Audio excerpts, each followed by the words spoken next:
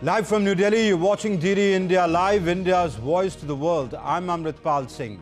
Coming up in the next 30 minutes, Israel recovers bodies of 6 hostages, including that of an Israeli-US or Israeli-American in Gaza. Polio vaccination campaign begins in Gaza amid pause in fighting. Ukraine drones target refinery, power plants in Moscow and Taiwan regions. Zelensky presses US to greenlight deeper strikes into Russia. And China and Philippines trade barbs after ships collide in the South China Sea. China says Philippines ship deliberately collided.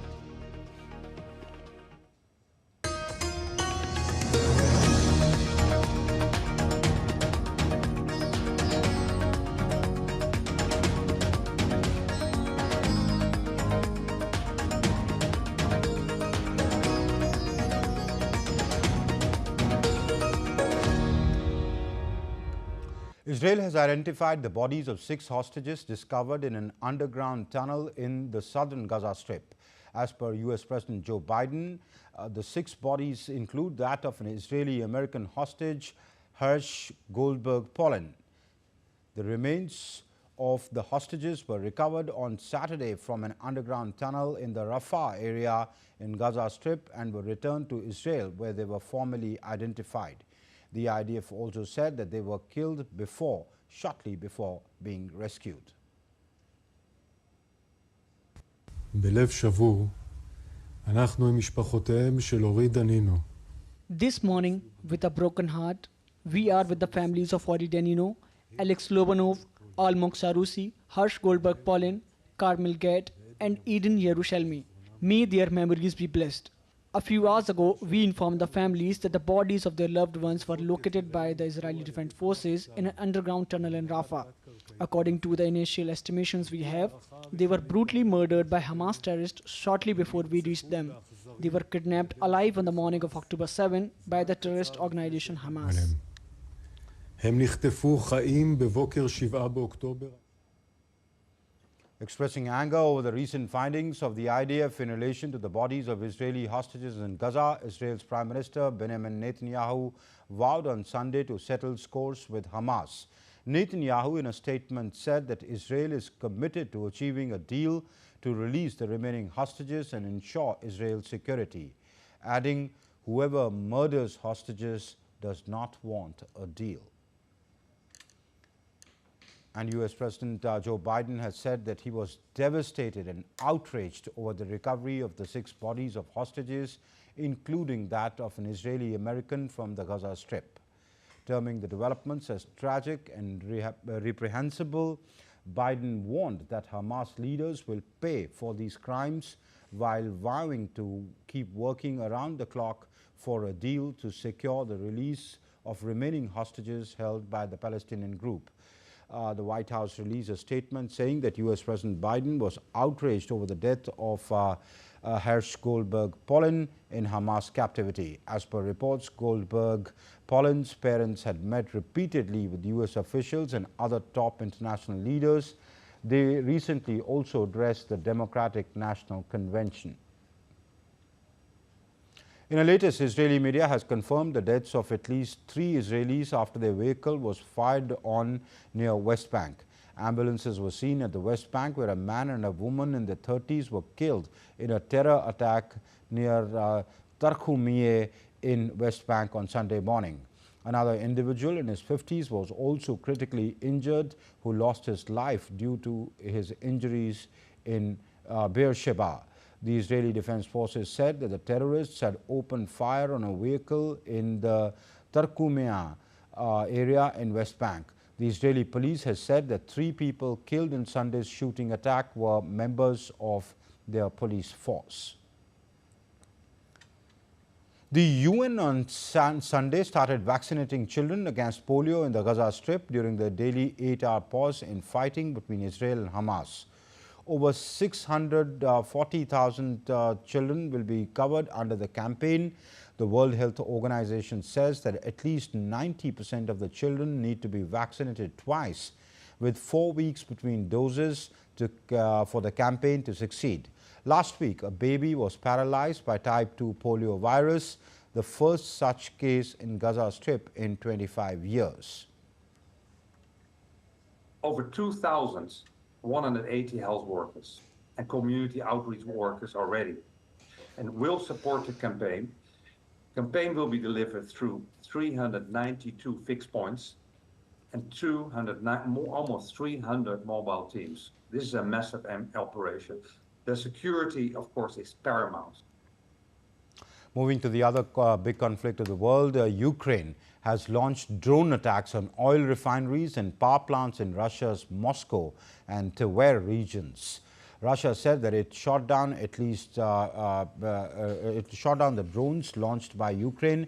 It added that the attacks have not disrupted electricity supplies. The Ukrainian attack came as Russia launched strikes on Kharkiv region. Its targets included a gas station. At least one person was killed and 4 others injured in Russian shelling on Ukraine's Sumy region on the border between the two countries. This comes as Russia makes sweeping advances that threaten to outweigh the gains made by Ukraine in the cross-border attack into the Kursk region. Russian forces claim to be a few kilometers away from the Ukrainian city of Pokrovsk, home to a key railway station and major roads. Pokrovsk is an essential supply and reinforcement point for Ukraine's troops on its eastern front line.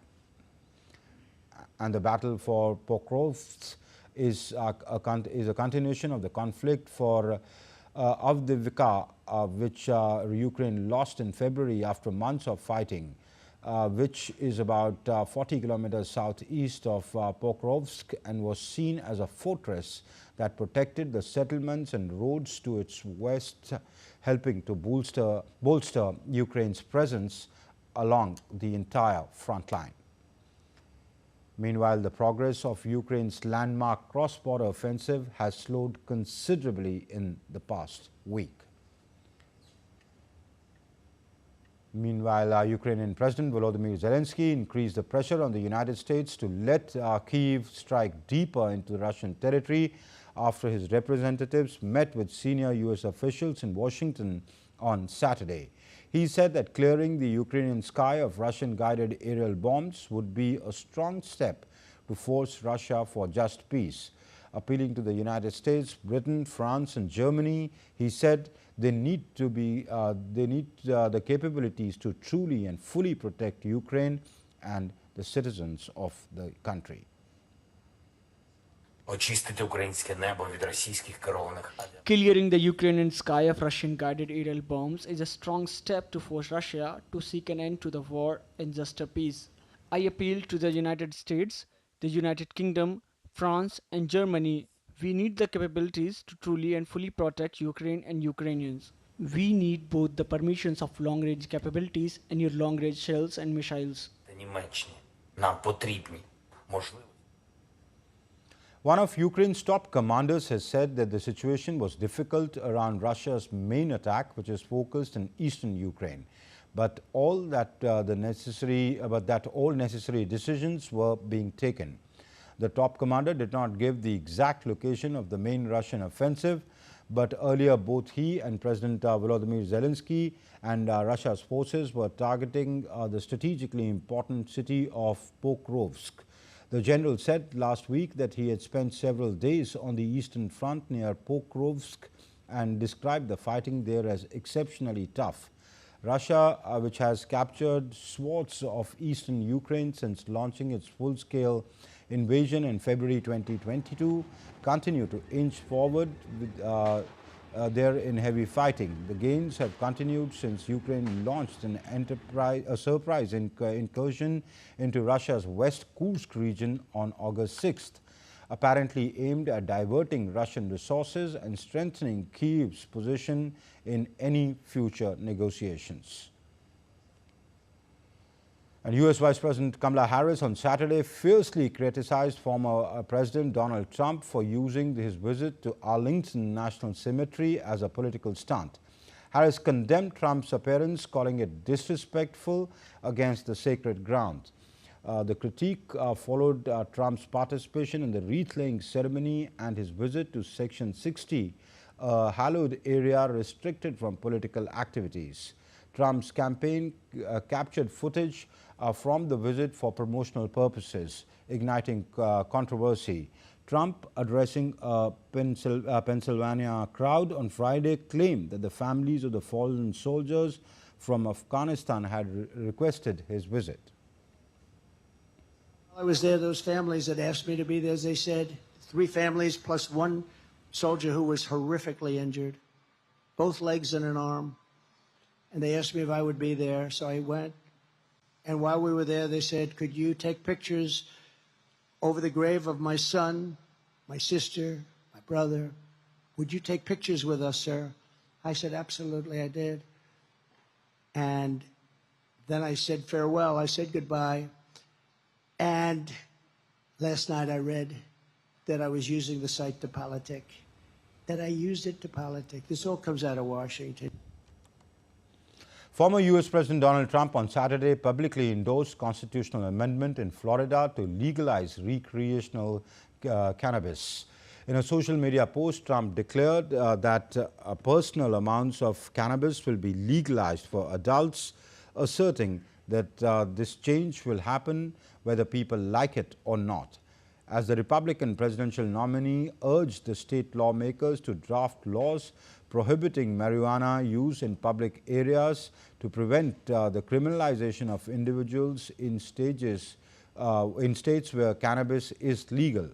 He further commented that it is unnecessary to ruin lives and waste taxpayer dollars arresting adults with personal amounts on them.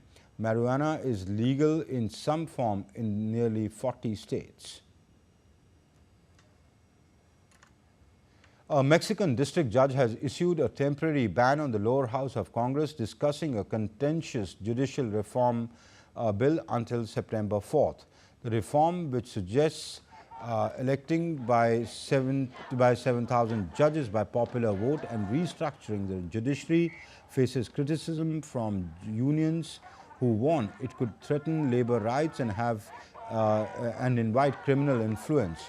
However, Morena's leader in the lower house, Ricardo Monreal, has dismissed the order, hinting at a possible conflict between the judiciary and lawmakers. Both President Lopez Obrador and President-elect Claudia Sheinbaum back the reform, claiming it is crucial for tackling corruption and impunity. The proposal has also sparked tensions between Mexico, the United States and Canada. UN agency UNICEF announced an emergency tender to secure Mpox vaccines for countries in the crisis, collaborating with the Gavi Vaccine Alliance, Africa Centers for Disease Control and World Health Organization. According to this joint statement issued by the organizations, the tender should result in agreements of up to 12 million doses by 2025, depending on manufacturers' production capacity. UNICEF will establish conditional supply agreements with the vaccine makers to ensure swift procurement and distribution once financing, demand readiness and regulatory approvals are confirmed. The effort will also involve facilitating vaccine donations from high-income countries. Stockpiles through partners include the Pan American Health Organization. Germans head to polls this Sunday in the 2 eastern states with no far-right alternative for Germany poised for historic breakthrough. Polls indicate the AfD is leading in Touring Gia with 30% support and neck with conservatives in Saxony. If victorious, the AfD would become the first far-right party to win a German state elections twice since World War. Despite this, the AfD is likely to secure a majority or form a state government as other political parties refuse to collaborate. Still to come on DD India News Hour Live, amid the ongoing tensions, Taiwan detects 10 Chinese military aircraft, 9 naval vessels around the nation. The second day of the National Conference of District Judiciary to end today, India's president to address the closing ceremony.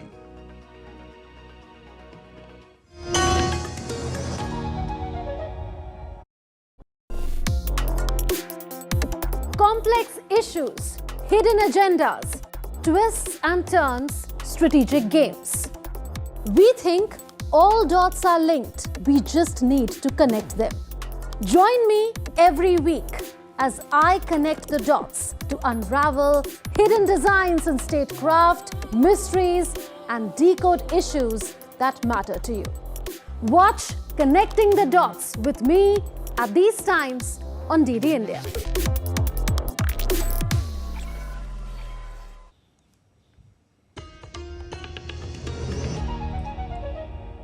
You're watching DD India Live. I'm Amritpal Singh.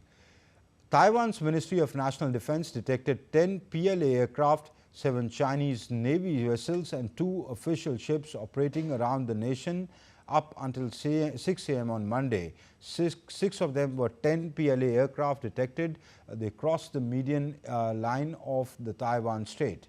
According to media reports, so far in August, Taiwan detected Chinese military aircraft 535 times and the ships 289 times. Since September 2020, China has intensified the its use of grey zone tactics by increasing the number of military aircraft and naval vessels operating in or near Taiwan. Grey zone tactics are considered an effort or series of efforts beyond steady-state deterrence and assurance that attempts to achieve one's security objectives without resort to direct and sizable use of force. China has increased military activities around Taiwan, including regular air and naval incursions into Taiwan's ADIZ and military exercises near the island. Earlier this week, Taiwan's Ministry of Foreign Affairs chided China for violating other countries' sovereignty and disrupting regional peace. Video footage released by China showed what it says was a Philippines Coast Guard vessel intentionally ramming against a Chinese Coast Guard ship in the disputed waters of the South China Sea, the latest in an escalating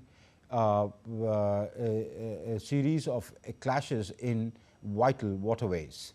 The video released by the China Coast Guard showed 2 ships ramming against each other with graphics identifying Teresa Magbanua as the Philippine vessel and 5205 as the China Coast Guard vessel.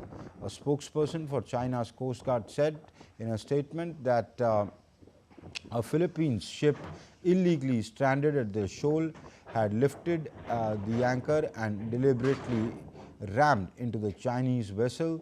The spokesperson called on Philippines to withdraw immediately or bear consequences. Separately, a Philippines Coast Guard spokesperson also showed videos of Saturday's confrontation at the news conference, saying China's Coast Guard vessels 5205 directly and indirectly rammed the Philippines vessel without provocation. The ramming damaged the 97-meter Teresa Magbanua, one of Philippines' largest Coast Guard cutters, but no personnel were injured. Meanwhile, the United States has condemned the dangerously and escalatory actions by China against what it called lawful Philippine maritime operation in the South China Sea. U.S. State Department spokesperson Matthew Miller said that a China Coast Guard vessel deliberately collided 3 times with the Philippines Coast Guard vessel exercising its freedom of navigation in the Philippines exclusive economic zone, causing damage to the vessel and jeopardizing the safety of the crew on board. The statement said that it was a shame that in the series of negotiations and a series of actually dangerous and escalatory actions by China in the area throughout August. Spokesperson for the UN Secretary General reaffirmed to the United Nations a commitment to ongoing engagement with all stakeholders in Afghanistan, including the Taliban-led interim government. The resolution marked by the U.S. Spokesperson came while he attended a press conference on Saturday. The spokesperson for the UN Secretary General also called on the interim governments of Afghanistan to open up more avenues for diplomatic engagement. Notably, the UN mission in Afghanistan had expressed deep concern on August 25th, saying that regarding the new immorality law passed by the Afghanis de facto authorities, which impose restrictions on personal conduct, and said that the law is a distressing vision for Afghanistan's future. Some weather-related updates now. People wade through floodwaters in northeastern Sudan as heavy rains swept through the locality over the past days. The conflict-torn country has experienced an intense rainy season since last month, with intermittent torrential flooding mainly in the country's north and east. Calling the situation catastrophic, relief workers have rescued the authorities to send aid and mobile medical clinics. A powerful typhoon, Shan that hit Japan has now downgraded to a tropical storm. Flights and trains still remain disrupted in the country, affecting over 7,000 of the passengers. 6 people have died and dozens have been injured as a storm made the landfall on Thursday, one of the most powerful of the country's southwest in decades. Some areas have already seen record rainfall totals, with key rivers swelling up, prompting flooding fears. Tens of thousands of people in Australia's Tasmania state were left without power after a cold front brought demanding winds and heavy rains, sparkling flood warnings. Around 30,000 customers are without power across the state. The nation's weather forecaster said that a cold front over Tasmania, although the bands of showers and thunderstorms continue to pose a damaging risk of wind gusts. India's President Draupadi Murmu will attend the closing ceremony of the National District Judiciary Conference in the national capital this evening. The two-days conference was inaugurated by Prime Minister Narendra Modi on Saturday. In his speech, Prime Minister Modi highlighted the 75th year journey of the Supreme Court.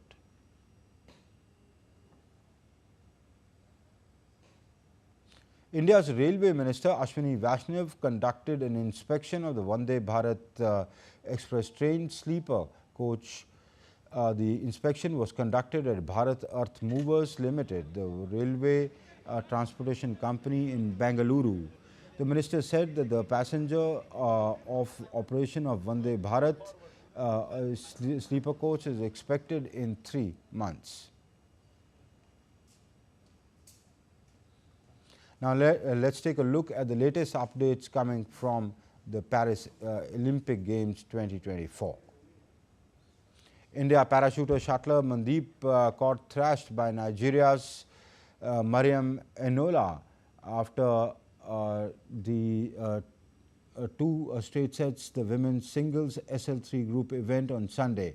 The Indian shuttler just failed to match the intensity as Mariam produced a stellar performance to win 21-8, 21-9 in just 23 minutes.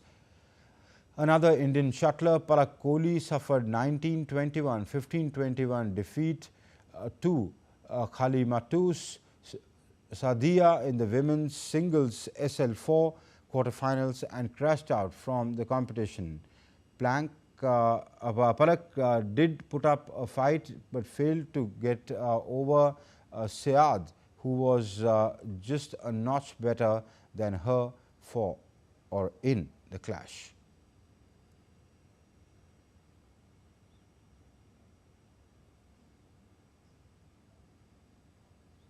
And good news for India, shuttler Manisha Ramadas qualified for the semi-finals of the women's singles SU5 category. Ramadas won in straight games 21-13, 21-16 against Mamiko Toyoda of Japan. And that's it then in this edition of DD India Live. But do let us know your thoughts on the news of the day. For those on the go, you can go to our website, or you can go to catch all the latest news and updates from India and across the world on DD India's mobile app. The app is available on both Android and iOS platforms. Scan the QR code on the screen to download now. And we'll be back with more news as it happens here on DD India. I'm Amrit Pal Singh, and for my entire team in Delhi, thanks for watching DD India Live.